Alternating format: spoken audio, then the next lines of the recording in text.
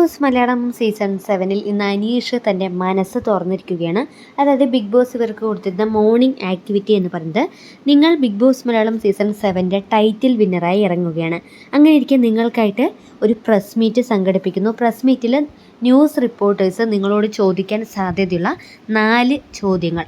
ആദ്യം തന്നെ വരുന്നത് അനീഷായിരുന്നു. അനീഷിനോട് അനുമോൾ ചോദിക്കുകയാണ്, ബിഗ് ബോസിൽ നിൽക്കുന്ന സമയത്ത് അവിടെയുള്ള ഏതെങ്കിലും കണ്ടസ്റ്റൻറ്റ്, അതായത് കണ്ടസ്റ്റൻസിനോട് ക്രഷ് തോന്നിയിട്ടുണ്ടോ എന്നതായിരുന്നു. അപ്പോൾ ജിസേൽ എന്നൊരു കണ്ടസ്റ്റൻറ്റിനോട് എനിക്ക് ക്രഷ് തോന്നിയിട്ടുണ്ടായിരുന്നു. പല സമയത്തും പല സാഹചര്യത്തിലും ജിസേൽ കണ്ണാന്തുമ്പി പോരാമ എന്നുള്ള ഒരു പാട്ട് എന്നോട് പാടുമായിരുന്നു. ആ സമയത്തൊക്കെ എൻ്റെ മനസ്സിൽ വല്ലാത്തൊരു കുളിർമ അനുഭവപ്പെട്ടിരുന്നു, വല്ലാത്തൊരു തണുപ്പ് അനുഭവപ്പെട്ടിരുന്നു. എന്നാൽ എൻ്റെ ജീവിത സാഹചര്യങ്ങൾ, ഞാൻ പിന്നിട്ട വഴികൾ ആലോചിക്കുമ്പോൾ എൻ്റെ മനസ്സൊരിക്കലും അതിൽ നിന്നും ചാഞ്ചാടുകയില്ല എന്ന് പറയുന്നു. മറ്റൊരു കണ്ടസ്റ്റൻ്റ് അനുമോളാണ്. അനുമോൾ വീക്കെൻഡ് എപ്പിസോഡിൽ എപ്പോഴും എനിക്ക് മേക്കപ്പ് ചെയ്തിരുന്നത് അനുമോളാണ്.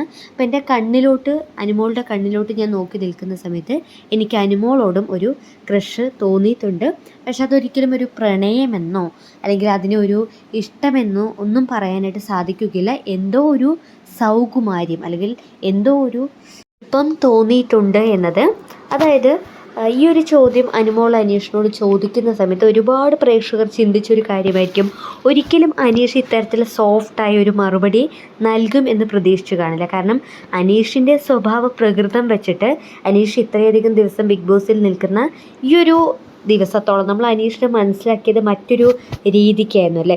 അതുകൊണ്ട് തന്നെ അനീഷ് ഇത്തരത്തിലൊരു മറുപടി നൽകും എന്നത് മറ്റാരും പ്രതീക്ഷിച്ചു കാണില്ല. ഒരുപാട് പ്രേക്ഷകർ അത്തരത്തിൽ ചിന്തിച്ചു പോലും കാണില്ല. എന്തായാലും അനീഷ് തൻ്റെ മനസ്സിലുള്ള ആ ഒരു സ്നേഹം അല്ലെങ്കിൽ ആ ഒരു ക്രഷ് തുറന്ന് പറഞ്ഞിരിക്കുകയാണ്.